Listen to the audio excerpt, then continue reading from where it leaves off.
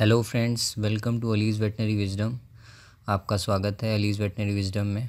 इस बार हम layer farming के ऊपर एक प्रेजेंटेशन, एक पूरी की पूरी वीडियो सीरीज़ मैंने बनाई है, जिसमें लेयर फार्मिंग के बुनियादी पहलुओं पर नज़र डालेंगे कि किस तरीके से लेयर फार्मिंग की जाती है। क्योंकि अगर देखा जाए तो नॉर्थ इंडिया में लेयर फार्मिंग का ट्रेंड बहुत तेज़ी से बढ़ रहा है। कई नए फार्म्स खुल रहे हैं, गवर्नमेंट इसमें हेल्प कर रही है, सब्सिडीज़ दे रही है, इंटरेस्ट सब्सिडीज़ हैं, और छोटे छोटे फार्म से लेके बड़े बड़े फार्म्स भी शुरू हो रहे हैं। तो इस सिलसिले में क्योंकि काफ़ी मैसेजेस भी आते रहते हैं कि लेयर फार्मिंग के बारे में बताइए, तो ये प्रेजेंटेशन उन लोगों के लिए हैं जो कि चाहते हैं कि नया फार्म हम शुरू करें। तो कितनी जगह चाहिए, कैसे केजेस होते हैं, क्या मैनेजमेंट होता है, और जो ऑलरेडी कर रहे हैं उनके लिए भी अगली जो इसके पार्ट्स आएंगे इस वीडियो सीरीज़ के, उसमें बर्ड्स का किस तरीके से मैनेजमेंट, वैक्सीनेशन शेड्यूल और फीडिंग कैसे होनी चाहिए, फीड बनाते वक्त किन चीज़ों का ध्यान में रखना चाहिए, कैल्शियम की फीडिंग कैसे करनी है, क्योंकि कैल्शियम न्यूट्रिशन एक बहुत इम्पॉर्टेंट एस्पेक्ट रहता है, या मैरिक्स है, और बीमारियां हैं जिनकी वजह से लेयर फार्मिंग में नुकसान होते हैं, उनके ऊपर भी हम प्रॉपर एक कॉम्प्रिहेंसिव तरीके से उसे देखेंगे। तो आइए शुरू करते हैं basics of layer farming part 1। इसमें हम हाउसिंग के बारे में जानेंगे, practical point to start layer farm. एक बात और ध्यान में रखें कि क्योंकि इन्वेस्टमेंट्स हैवी रहते हैं लेयर फार्मिंग में, तो प्रॉफिट भी अच्छे रहते हैं अगर सब कुछ सही चले, लेकिन अगर कुछ गड़बड़ होती है तो नुकसान भी फिर बड़े ही होते हैं। तो इस वजह से पूरे सिस्टम को समझ के आप इसकी शुरुआत करें। अंडों के लिए फार्मिंग, जिसे हम लेयर फार्मिंग कहते हैं। इस प्रेजेंटेशन को स्पॉन्सर किया है इम्पेटस ने, जो कि micro encapsulated multi strain probiotic है पोल्ट्री के लिए। It is a product of Presbian Biosynth Impetus, design by nature, delivered by us. ये एक प्रोबायोटिक है। आइए शुरू करते हैं। Scope of layer farming. Layer farming का क्या स्कोप है? अगर देखा जाए तो इंडिया, हमारा भारत, दुनिया में तीसरे स्थान पर है अंडा उत्पादन में, और ब्रॉयलर प्रोडक्शन में दुनिया में चौथे स्थान पर। पिछले दशक में जो अंडे का कंजम्पशन है, जो खपत है, वो 30 अंडे मतलब सालाना एक व्यक्ति खाता था पहले, लेकिन पिछले 10 सालों में वो 30 से बढ़कर 68 अंडों तक हो गई है। 68 अंडे एक साल में एक आदमी खा लेता है एवरेज। पोल्ट्री मीट का कंजम्पशन भी बढ़ा है, जो पहले 400 ग्राम था पिछले दशक में, वो अब बढ़ के 2.5 किलो हो गया है। अगर हम ह्यूमन न्यूट्रिशनिस्ट की बात को सुने और माने, तो उनके मुताबिक, उन डॉक्टर्स के मुताबिक, एक व्यक्ति को सालाना 180 अंडे खाने चाहिए और लगभग 20 किलो मीट कंज्यूम करना चाहिए। तो 180 अंडों का मतलब हो गया कि आधा अंडा एक दिन में एक व्यक्ति को खाना चाहिए न्यूट्रिशनली। तो इस हिसाब से स्कोप बहुत है। और साइज़ ऑफ इंडस्ट्री कितना है फिर अगर हम देखें, तो हमारे यहाँ 800 मिलियन एग्स एनुअली प्रोड्यूस होते हैं सालाना। साइज़ इस इंडस्ट्री का काफ़ी बड़ा है, मतलब लाइव स्टॉक में अगर देखा जाए तो लाइव स्टॉक सेक्टर में और एग्रीकल्चर सेक्टर में अच्छा खासा है, 1 लाख करोड़ रुपए का।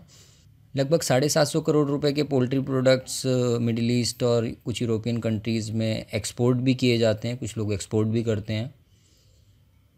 जो पूरी इंडस्ट्री है वो लगभग 18 करोड़ मेट्रिक टन फीड का यूज़ करती है। इसका डिवीज़न क्या है इस पोल्ट्री इंडस्ट्री का? इसमें लेयर बर्ड्स होती हैं। लेयर का मतलब है जो अंडों के लिए पाली जाती हैं। फिर ब्रॉयलर बर्ड्स आती हैं जिन्हें मीट के लिए रखा जाता है, और कुछ पोर्शन इसमें लगभग 30% पोर्शन बैकयार्ड पोल्ट्री का भी है। कंट्री बर्ड्स जो होती हैं, जो गाँव वगैरह में लोग पालते हैं, जिन्हें मतलब घर के पीछे रखा जाता है और किचन वेस्ट वगैरह दिया जाता है, वो कंट्री बर्ड्स कहलाती हैं, वो बैकयार्ड पोल्ट्री है। इसमें डिस्ट्रीब्यूशन कैसे है कंट्री में? अगर देखा जाए तो 70% जो टोटल लेयर बर्ड्स हैं वो साउथ के 5 स्टेट्स में हैं, आंध्र प्रदेश, तेलंगाना, तमिलनाडु, कर्नाटका और महाराष्ट्र। जो साइजेबल पॉपुलेशन है लेयर्स की, वो नॉर्थ में सिर्फ हरियाणा में है, लेकिन उत्तर प्रदेश भी अब रैपिडली ग्रो कर रहा है लेयर फार्मिंग में। जब से 2013-14 से जब से वो स्कीम शुरू हुई यहाँ पर लेयर फार्मिंग की, काफ़ी ज़्यादा लोगों ने यहाँ पर लेयर फार्मिंग में इन्वेस्ट किया इस फार्मिंग सेक्टर में। लेकिन अभी भी ड्विंडलिंग स्टेज है, लोगों को नुकसान भी हो रहा है, फ़ायदे भी हो रहे हैं, क्योंकि प्रॉपर अभी उस टाइप से वो माइंडसेट नहीं सेट हुआ है। टेक्निकल गाइडेंस की कमी है, और प्रॉपरली ज़्यादातर लोग अपने खुद के बर्ड्स को ग्रो नहीं करते हैं, डायरेक्टली ग्रोन अप पुलेट्स ख़रीदते हैं बाहर से, तो जिस वजह से उन्हें थोड़ा बहुत नुकसान भी उठाना पड़ता है। लेकिन ओवरऑल बहुत अच्छे प्रोस्पेक्ट्स हैं आगे आने वाले टाइम में। यहाँ पर हम एक सैम्पल प्रोजेक्ट देखेंगे 10,000 बर्ड्स का, तो उस हिसाब से मैं आपको यहाँ पर बताऊँगा। यहाँ चीज़ें जो हैं वो टेंटेटिव हैं, मतलब एक अनुमानित तौर पे आपको बताई जाएंगी। इसे आप बिल्कुल लाइन टू लाइन या वर्ड टू वर्ड ना लें, एक आप जस्ट इसे देख के एक आइडिया बना पाएंगे, क्योंकि किसी के पास लैंड कम है, किसी के पास ज़्यादा है, कुछ एनवायरनमेंट कंट्रोल शेड बनाते हैं, कुछ नॉर्मल शेड्स बनाए जाते हैं। तो ये नॉर्मल शेड्स को लेके एक 10,000 बर्ड्स की वो बनाई गई है। अगर आप मान लीजिए 50,000 बर्ड्स का करना चाहते हैं, तो आप इसी को मल्टीप्लाई 5 से कर दें, तो आपको उसका इन्वेस्टमेंट या उसकी लैंड रिक्वायरमेंट और वो सब मिल जाएगा। तो हम टेंटेटिव शुरू करते हैं कि देखते हैं कि कैसे इसमें इन्वेस्टमेंट्स होते हैं और क्या क्या चीज़ों की ज़रूरत होती है। 10,000 बर्ड्स के लिए लगभग 1 एकड़ लैंड की रिक्वायरमेंट होती है। ये लैंड पॉपुलेशन से दूर होनी चाहिए, ओपन एरिया में, और preferably it is surrounded by trees. आसपास अगर पेड़ लगे हुए हों उसकी बाउंड्री में, उस लैंड की बाउंड्री में, तो अच्छा रहता है। अगर आसपास ट्रीज़ लगे हों, पेड़ लगे होते हैं बाउंड्रीज़ में, तो अच्छा रहता है, बीमारियां वगैरह नहीं आती हैं। एक बायो सिक्योरिटी, बायो फेंसिंग का काम करते हैं वो पेड़। बाकी पानी भरने की समस्या नहीं होनी चाहिए, और जो फार्म बने वो थोड़ा ऊंचाई वाले एरिया में बने, और इलेक्ट्रिसिटी अवेलेबल रहे उस जगह पर। वाटर क्वालिटी को भी चेक करना चाहिए। जो TDS है यहाँ पे 1500 लिखा हुआ है, हालांकि 2-2.5 हज़ार तक भी चल जाता है। तो पानी खारा नहीं होना चाहिए बस। Land should be properly fenced. Fencing बहुत ज़रूरी है, क्योंकि फेंसिंग से कई सारी चीज़ें आप रोक सकते हैं, चोरी चकारी या और कुत्ते या गीदड़ सियार वगैरह, क्योंकि अगर आप गाँवों में या बाहर की तरफ करते हैं तो उनके भी इश्यूज़ रहते हैं। तो उससे आप उसे पहले फेंस करें, पेड़ वेड़ लगाएं, और पेड़ ये इंश्योर करें कि फलों के पेड़ ना हों जिस पे बंदर या और परिंदे आके बैठें, पक्षी आकर बैठें, वो बीमारियां लेके आते हैं। और फेंसिंग इस वजह से ज़रूरी है कि कुत्ते बिल्लियां अगर आपके फार्म में आएंगे तो वो भी बीमारियां लेके आते हैं। लैंड डेवलपमेंट में क्या पॉइंट्स हमें देखने चाहिए? जैसा कि मैंने बताया कि प्रॉपरली फेंसिंग होनी चाहिए। वॉल फेंसिंग बहुत अच्छी रहती है अगर आप वॉल फेंसिंग करा सकें। जो एक्सिस हो फार्म की वो ईस्ट वेस्ट डायरेक्शन में हो। आप जो फार्म की लेंथ जो रहेगी वो ईस्ट वेस्ट डायरेक्शन में होनी चाहिए। और farm should be separated from other structure like feed storage, office, labour house, क्योंकि हमें ना बायो सिक्योरिटी का बहुत ध्यान रखना है, और फार्म को इस वजह से थोड़ा सा अलग रखना चाहिए उसका रास्ता और वो सब, कि जिन लोगों को मान लीजिए ऑफिस में आके आपके काम होगा या फीड में काम होगा, उन्हें आपको फार्म को विज़िट नहीं कराना है, और ना ही उन लोगों को आने देना है। अगर ट्रीज़ प्रेजेंट नहीं है आपकी सराउंडिंग में, तो आप उन ट्रीज़ को ग्रो कर लें, वहाँ पर बो दें। तो आजकल हाइब्रिड वैरायटी के ट्रीज़ पॉपुलर के या बकाइन के, नीम वगैरह के लगाते हैं, तो वो थोड़ा बायो फेंसिंग का काम करते हैं, क्योंकि नीम मतलब डिजीज़, जो ह्यूमन डिजीज़ होते हैं उनके अगेंस्ट काम करता है, तो उसके भी पेड़ लगाए जा सकते हैं। बस पेड़ ऐसे नहीं होने चाहिए जो कि अननेसेसरी बर्ड्स को या उन्हें अट्रैक्ट करें, एनिमल्स को। अब रिक्वायरमेंट्स क्या क्या होती हैं? एक तो हाउसिंग इंफ्रास्ट्रक्चर हो गया, जो हमें सिविल वर्क जिसमें करना पड़ता है। उसके बाद केजेस होते हैं और इक्विपमेंट होते हैं, वाटर टैंक है या फिर फॉगर्स हैं, निपल्स हैं, वाटर पाइपलाइन है। लेयर बर्ड्स हमें चाहिए जो कि अंडा देंगी आकर। फीड एंड न्यूट्रिशन के लिए मिल लगानी है या बाहर से ख़रीदना है फीड बनाया, उस पर ध्यान दिया जाता है। और मेडिसिन और सप्लीमेंट्स, इसी में वैक्सीनेशंस भी आ जाती हैं मेडिसिन्स में। तो ये मोटी हमारी 4-5 रिक्वायरमेंट रहती हैं। अब देखते हैं कि लाइफ क्या है लेयर बर्ड की। अगर हम पूरे एग्रीकल्चर सेक्टर में देखें ना, तो सबसे ज़्यादा जो कॉम्प्लेक्स या साइंटिफिक नॉलेज की ज़रूरत होती है वो लेयर फार्मिंग में हमें होती है। जो लेयर बर्ड की जो लाइफ है वो 3 फेजेज़ में डिवाइड रहती है। एक चिक स्टेज होती है जिसे ब्रूडिंग स्टेज कहते हैं, ये 0 वीक से लेके 7th वीक तक होती है। इसके बाद ग्रोअर स्टेज आती है, ये 8 से 16 हफ्ते तक रहती है। इसके बाद लेयर स्टेज आती है जिसमें मुर्गी आकर अंडा देती है। ये 17 हफ्ते से और लास्ट तक चलती है। अमूमन 12 हफ्ते तक मुर्गियाँ 72 हफ्ते की एज तक मुर्गियाँ अंडा देती हैं, लेकिन कुछ लोग 80 हफ्ते और 85 हफ्ते तक भी रखते हैं। तो जब तक आप उसे फार्म से नहीं निकाल देते हैं वो अपनी लेयर स्टेज में रहती है। तो 3 स्टेज हो गई, ब्रूडिंग, ग्रोअर और लेयर, मतलब जिसमें वो ले करती है, एग्स ले करती है।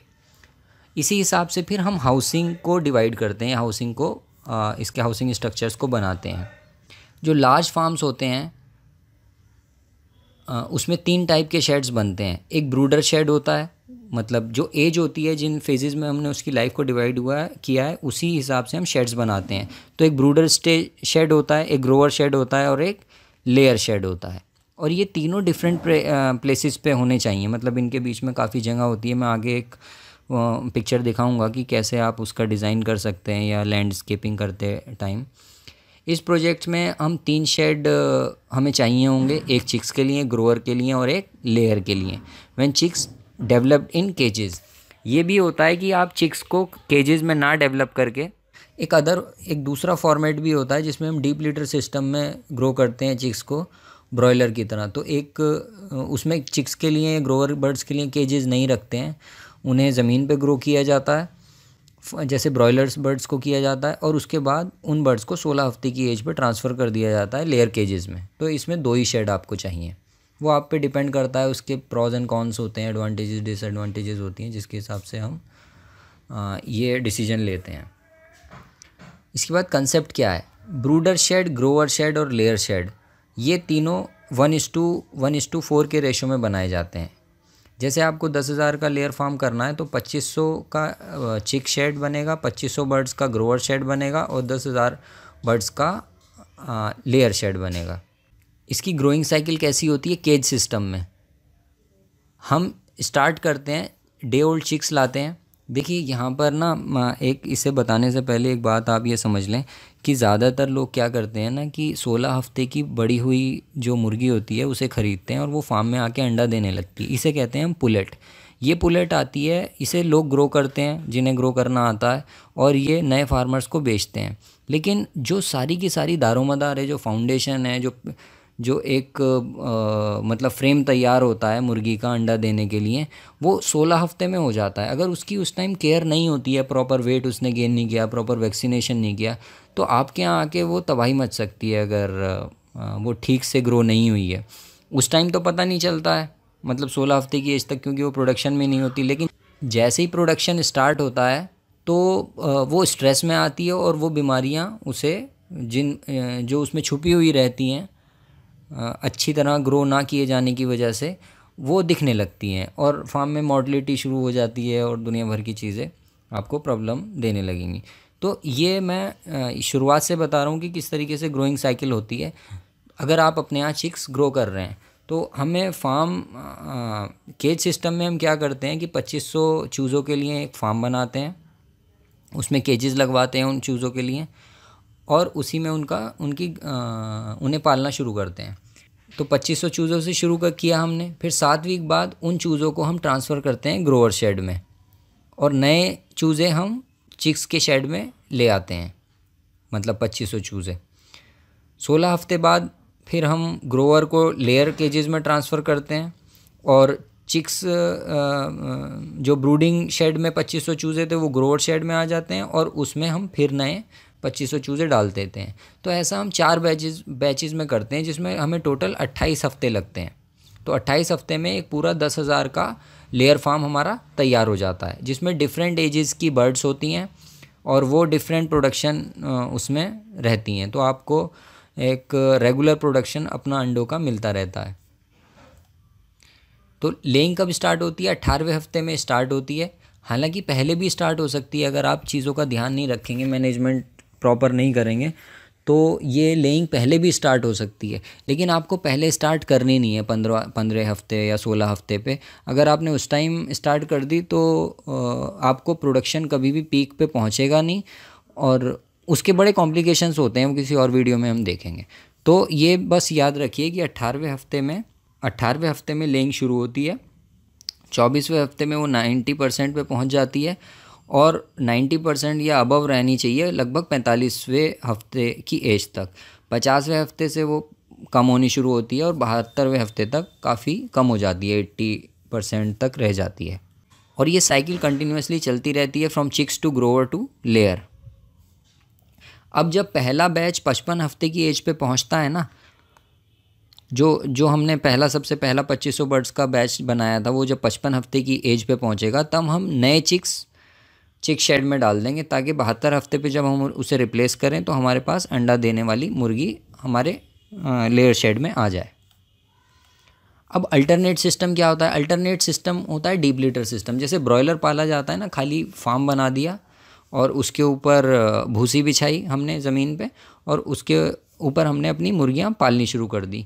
कई सारे लोग जो पुलेट्स पाल के देते हैं ना, वो डीप लिटर सिस्टम में ही चिक्स को पालते हैं।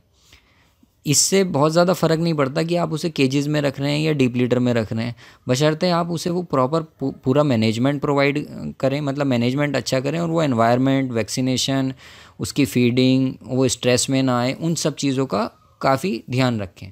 तो आप डीप लीटर सिस्टम में भी पाल सकते हैं और केज के ऊपर ज़रूरी नहीं है कि आप केज के ऊपर ख़र्चा करें। और 16 हफ्ते की एज तक डीप लीटर सिस्टम में पाला जाता है और फिर उन्हें डायरेक्टली ट्रांसफ़र कर दिया जाता है लेयर केजेस में। लेकिन ये सिस्टम ना थोड़ा सा रिस्की रहता है। अगर आप कहीं पे भी मैनेजमेंट में चूक जाते हैं या कॉम्प्रोमाइज़ करते हैं तो बर्ड की हेल्थ से मतलब बर्ड की हेल्थ पे उसका फ़र्क पड़ता है और मोर्टलिटी वगैरह होकर नुकसान भी हो सकता है। कॉक्सीडियोसिस है, नेक्रोटिक एंट्राइटिस है। होता क्या है ना कि जैसे ये नेक्रोटिक एंट्राइटिस वगैरह की प्रॉब्लम्स क्यों आती हैं कि हम इनकी रेस्ट्रिक्टेड फीडिंग करते हैं मुर्गियों की। अगर इन्हें प्रॉपर फीड नहीं मिला या इनकी एनर्जी रिक्वायरमेंट नहीं पूरी हुई तो ये लीटर खाने लगती हैं। लीटर खाने से इनके पेट में वो सब लीटर जाता है, जो इनकी बीट वगैरह रहती है, उससे क्लोस्ट्रीडियम और इन सब का इंटेस्टाइन में बढ़ने लगता है, जिसकी वजह से नेक्रोटिक एंट्राइटिस या और भी कोई प्रॉब्लम्स आ जाती हैं। तो उन चीज़ों का ध्यान रखना पड़ता है हमें। डीप लीटर सिस्टम में अगर हम पाल रहे हैं तो 1 स्क्वायर फीट एरिया पर बर्ड की रिक्वायरमेंट रहती है। ये पूरी हाउस प्लानिंग है लेयर फार्म की। यहाँ पे आप देख सकते हैं कि जैसे चिक शेड है, उसके बाद 30 फीट की यहाँ पर हमने इसमें डिस्टेंस दिया है, फिर ग्रोवर शेड बनाया और 60 फीट का डिस्टेंस पे लेयर शेड बनाया है और इसकी जो विड्थ रखी है वो 36.7 फीट तक रखी है। अब यहाँ पर हर एक उसकी 36.7 फीट है। ये डिपेंड करता है कि हम कितने टियर का वो बना रहे हैं, कि दो रो रख रहे हैं केजेस की या 3 रो रख रहे हैं। यहाँ पे मैंने 3 रो के हिसाब से इसे बनाया है कि इतनी विड्थ हमें चाहिए होगी। आप इसके हिसाब से अपने फार्म की मतलब लंबाई या चौड़ाई जगह की देख सकते हैं। और ये सब ईस्ट वेस्ट डायरेक्शन में है। यहाँ पर फीड मिल है, ये फीड गोडाउन है, ऑफिस है, एंट्रेंस रोड है और इधर ये सब फेंसिंग है, ताकि जो भी यहाँ पर आए ना उसे हम फार्म्स वगैरह में ना लेके जाएं और किसी को ज़रूरत भी नहीं है। बायोसिक्योरिटी का एक अहम रूल है, अदरवाइज़ आपके फार्म में इतनी बीमारियाँ आएंगी कि आप फिर उन्हें संभाल नहीं पाएंगे। इसके बाद अब देखते हैं चिक हाउसिंग में, केज सिस्टम में कैसा रहता है 0 से 7 वीक तक, केज सिस्टम और deep litter system. Cage system expensive है, इसमें जगह लेकिन कम चाहिए, इजी मैनेजमेंट है और बीमारियां कम आती हैं। डीप लीटर सिस्टम चीप तो रहता है लेकिन जगह थोड़ी ज़्यादा चाहिए आपको। मैनेजमेंट कुछ डिफ़िकल्ट रहता है डिजीज़ मैनेजमेंट में और डिजीज़ भी ज़्यादा आने के इसमें चांसेस रहते हैं। केजेस चिक्स के लिए हम 2 टियर सिस्टम को प्रेफर करते हैं। देखिए यहाँ पर 2 टियर सिस्टम है लेकिन ये 3 टियर भी हो सकता है। ये डिपेंड करता है कि किस वेंडर से या किस कंपनी से आप ख़रीद रहे हैं, आपकी जगह कैसी है और आपकी जगह कैसी है, कितनी है, कम है या ज़्यादा है। ये थोड़ा बहुत कॉस्ट का भी फ़र्क आ जाता है। तो 3 या 4 सेट केजेस के लगाए जाते हैं, जैसा इसमें दिख रहा है पिक्चर में, अपने फार्म साइज़ और इकोनॉमिक्स के हिसाब से। जिस सिस्टम की मैं यहाँ बात कर रहा हूँ उसमें 3 यहाँ पर सेट होंगे केजेस के और 2 टियर या 3 टियर सिस्टम में। और depending on the cages width of the farm will be either 24 feet to 36 और 38 फीट तक वो रहती है। मैंने पहले ही बताया था आपको, ये टेंटेटिव है, ये चीज़ें चेंज होती रहती हैं, लेकिन अल्टीमेटली पर बर्ड कॉस्ट उतनी ही आती है हर एक सिस्टम में जितनी इसमें लास्ट में बताई जाएगी। तो 10,000 के लिए 2 या 3 सेट्स आर सफिशेंट। हमने इस केस में 36.7 विथ जो फीट की विथ को कंसीडर किया है। यहाँ पर आप देख सकते हैं ये ब्रीडर या लेयर चिक केजेस हैं ये। इसमें टोटल नंबर जो चिक्स आते हैं पर बॉक्स वो डिपेंड करते हैं उनकी एज पर। जैसे 30 चिक्स पर बॉक्स जब उनकी एज 0 से 3 वीक तक रहती है, ये 15 चिक्स पर बॉक्स जब वो 4 से 7 हफ्ते के होते हैं। तो जैसे जैसे वो बड़े होते रहते हैं तो उसमें चिक्स का नंबर उस पर्टिकुलर बॉक्स में कम होता रहता है। अब जैसा मैंने बताया कि फैब्रिकेटर जो वेंडर है आपका, जो ये केजेस प्रोवाइड कराएगा या इंस्टॉल करेगा, उसके ऊपर डिपेंड करता है। यहाँ पर जो 10,000 के लिए एक और सिस्टम है, 18 बाई 15 बाई 15 इंच का साइज़ होता है, जिसमें 9 चिक्स रहते हैं 7 हफ्ते की एज तक। उसके बाद 5 बर्ड्स रहती हैं 16 हफ्ते की एज तक, और 4 बर्ड्स फिर 17 से कलिंग तक। तो एक ही साइज़ का वो बनाया जाता है बॉक्स, और उसे ही यूज़ किया जाता है मतलब हर जगह। तो इसमें कॉस्ट थोड़ी कम आ जाती है। छोटे फार्म्स के लिए ये वाला सिस्टम 18 बाई 15 बाई 15 का एक अच्छा है। छोटा फार्म का मतलब है 10, 20, 30 हज़ार का अगर आप कर रहे हैं तो। हाउसिंग ग्रोवर्स, इसमें भी केज सिस्टम में वही सब रहता है कि 2 या 3 टियर हम इसमें रखते हैं, और 3 से 4 सेट केजेस के रखे जाते हैं, जिसके हिसाब से हम उसकी फार्म की विड्थ को डिसाइड करते हैं। यहाँ पर हमने इसे 36.7 फीट रखा है, और ये वाला फार्म पिलर्स पे इरेक्ट किया जाता है, क्योंकि जब भी इसकी जो बीट गिरती है, जो ये भी गंदगी करती हैं, वो सब नीचे जाती है। तो यहाँ पर इस फार्म को हमने पिलर पे खड़ा करते हैं, और ये पिलर भी 6 से 7 फीट ऊंचे रहते हैं।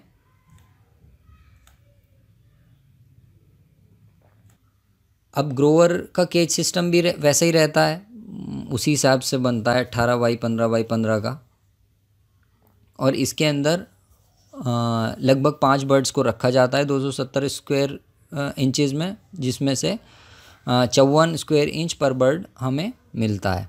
The bottom of these cages is flat and should have a mesh of 0.5 into 1 inch. तो इतना हमारे पास एक ये जस्ट मोटी मोटी एक डायमेंशंस हैं। अब लेयर के लिए केजेस को 3 टियर में रखा जाता है। वहाँ पे तो 2 टियर था, यहाँ पे 3 टियर है, मतलब 1 2 3 4 5 6 3 टियर में रखा जाता है, और 3 या 4 सेट बनाए जाते हैं। 10,000 के फार्म में 3 ही सेट रखे जाते हैं, और जिसकी विड्थ कितनी होती है 36.7 फीट, और फार्म इसमें भी पिलर्स पे इरेक्ट होता है। ये इसकी ड्राइंग है, टेंटेटिव ड्राइंग है, 4 उसकी इसी टाइप से बनती है जो आर्किटेक्चरल ड्राइंग रहती है। यहाँ पर आप देख सकते हैं कि इसमें 3 फुट गहरे वो किया जाता है। ये 3 फुट की हाइट रहती है जो इसकी नींव डलती है पिलर्स की। ये 6 या 7 फुट तक भी रह सकती है, ये डिपेंड करता है कि ज़मीन कैसी है आपकी, या आर्किटेक्चर जो है सिविल इंजीनियर है वो क्या मतलब आपको सजेस्ट करता है। इसके बाद लगभग 7 फुट ऊंचे पिलर बनते हैं, 6 से 7 फुट ऊंचे, क्योंकि जिसमें आदमी जा सके, और फिर यहाँ से जो गंदगी पड़ी रहती है, यहाँ पर जो गंदगी पड़ी रहती है उसे निकाला जा सके। और ऊपर इसका 11 फुट 11.5 फुट का फिर पिलर बनता है, जिसके ऊपर ट्रस पड़ती है, और बीच में इसकी हाइट लगभग 18.5 फुट रहती है पिलर से। और ये 9 इंच के पिलर रहते हैं ज़्यादातर, या ये डिपेंड करता है कि ट्रस का क्या वेट है। मतलब ये टेंटेटिव है। ये 16,000 का फार्म था, 16,000 बर्ड्स का, इसमें 4 टियर्स थे। इसी तरीके से 3 टियर होंगे तो ये आपका 10,000 का फार्म बन जाएगा। इसमें 48 फीट 8 इंच का है, हमारा 36 फीट 7 इंच का फार्म है 10,000 का। बाकी की चीज़ें भी इसमें डायमेंशन दिए हैं, सीढ़ियाँ होती हैं, इसमें कितने 5 फुट की सीढ़ी है, बाकी 3 फुट का यहाँ पे गैप रहता है। तो ये जस्ट टेंटेटिव ड्राइंग है आपके समझने के लिए। उसके बाद हाउसिंग लेयर केज, इसमें केज सिस्टम कैसा रहता है। केज इसमें ऐसा बनाया जाता है कि वो थोड़ा स्लांट रहता है जिससे अंडा यहाँ पे लुढ़क के आ जाता है इसके अंदर।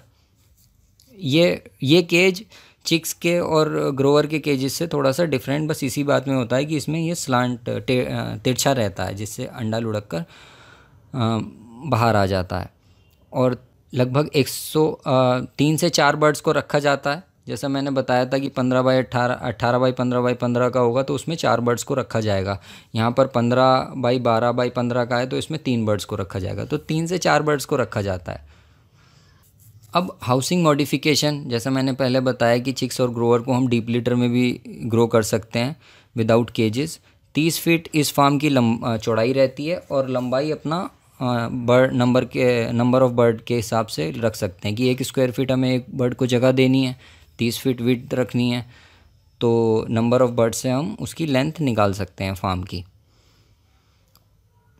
चिक्स को 5 से 8 हफ्ते तक डीप लिटर में ग्रो किया जाता है, या 16 हफ्ते तक भी ग्रो कर सकते हैं और डायरेक्टली केजेस में ट्रांसफ़र कर सकते हैं, या फिर 8 हफ्ते तक आप इसमें ग्रो कीजिए, फिर 8 हफ्ते बाद डायरेक्टली लेयर केजेस में ट्रांसफ़र कर दीजिए। तो ये एक अपना मतलब कन्वीनियंस के हिसाब से डिसाइड होता है। आप जिस टेक्निकल कंसल्टेंट के उसमें रहेंगे कंसल्टेशन में, वो इन चीज़ों को देखते रहते हैं और गाइड करते रहते हैं। तो अब समरी क्या है यहाँ पर कि लैंड की रिक्वायरमेंट हमें 1 एकड़ की लैंड चाहिए जो कि ईस्ट वेस्ट फेसिंग करे, प्रॉपर फेंसिंग हुई हो, उसमें 3 हाउसेस चाहिए, हर एक स्टेज के लिए 1 house. Number of per bird per cage depend on the size of the cage. Cage का क्या साइज़ है ये बहुत ज़्यादा मैटर नहीं करता, ये वेंडर के ऊपर मैटर करता है कि वो क्या हमें दे रहा है, हमने किससे बात की है। इससे कोई फार्म के मतलब इकोनॉमिक्स पे बहुत ज़्यादा फ़र्क नहीं पड़ता इन चीज़ों से। For cage size 18 by 15 by 15, 9 chicks, 9 उसमें ब्रूडिंग स्टेज में आ सकते हैं चिक्स, 5 ग्रोवर स्टेज में और 4 लेयर स्टेज में। अगर हम 18 बाई 15 बाई 15 के केजेस रखते हैं लेयर फार्म में तो इसकी जो लेंथ होगी वो 220 फीट होगी और जो चौड़ाई होगी वो 38 फीट के लगभग होगी, जिसमें हम 3 रोज़ रखेंगे और 3 टियर सिस्टम रखेंगे। अब एक्सपेंसेस खर्चे वगैरह देख लेते हैं एज़ पर फरवरी 2019।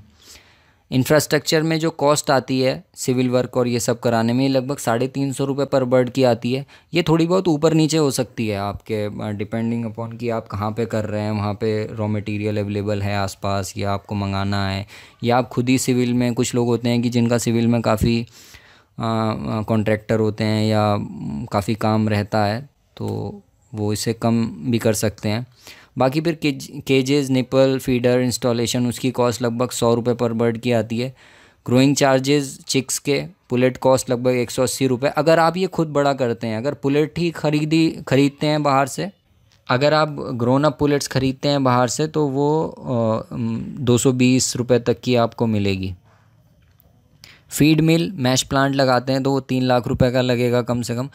और अगर आप खुद की फीड बनाए ख़रीदेंगे तो उसमें आपको फीड मैश प्लांट लगाने की ज़्यादा ज़रूरत नहीं है। लेकिन मैं तो ये सजेस्ट करूँगा कि आप फीड लगाएं, खुद फीड मिल लगाएं और फार्मूले लें आप किसी कंसल्टेंट से, या मैं भी लास्ट में बताऊँगा किस तरीके से फीड बनाया जाता है। तो उसमें आपको काफ़ी पैसा उसमें बचेगा बाहर से फीड लेने के बजाय। टोटल कॉस्ट जो इसमें है वो लगभग 66 लाख रुपए की लगेगी। It do not include the labour room, offices, godown, fencing and other development. तो टोटल फार्म की कॉस्ट बताइए जो लगभग 66 लाख रुपए की 66 लाख रुपए आपके इसमें कम ज़्यादा भी हो सकते हैं, 4-5 लाख रुपए ऊपर नीचे। तो इसमें आपकी अंडा देने तक की मुर्गी की कॉस्ट है ये कि जिस दिन वो अंडा देगी तब तक आपके इतने पैसे लग जाएंगे। उसके बाद क्योंकि अंडा देने लगेगी तो आपका पैसा रोटेट करने लगेगा, तो फीडिंग वगैरह और वो सब की कॉस्ट उसमें से फिर निकलने लगेगी। तो अर्निंग्स हम अगर देखें कि सारी, अगर सब कुछ सही चलता है और ज़्यादा मोर्टेलिटी वगैरह नहीं होती है और स्टैंडर्ड जैसा बताया गया है उस हिसाब से चलता है, तो एक मुर्गी आपको लगभग 70 पैसे पर डे के हिसाब से उससे प्रॉफिट जनरेट होगा और अर्ली अर्निंग्स आपकी लगभग 19 लाख रुपए पर 10,000 बर्ड्स मिलेंगी। Thank you for watching this. इसे देखने के लिए बहुत बहुत शुक्रिया। अगले पार्ट में हम और चीज़ों के बारे में देखेंगे कि चिक्स कैसे रेयर करते हैं, लेइंग स्टेज तक किन किन बातों का ध्यान रखा जाता है। तो ये पहले पार्ट की समाप्ति है। अब अगले पार्ट में हम मिलेंगे अगले वीडियो में। तब तक के लिए धन्यवाद।